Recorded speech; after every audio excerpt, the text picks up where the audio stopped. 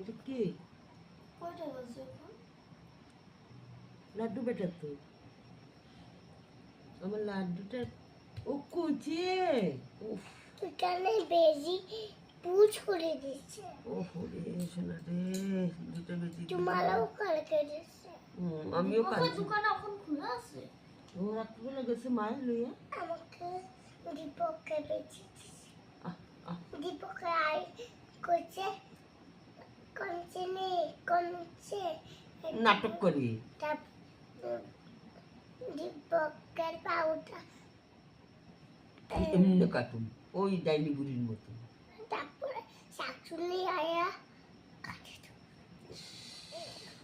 দুঃখ হচ্ছে রে, দাদু রে।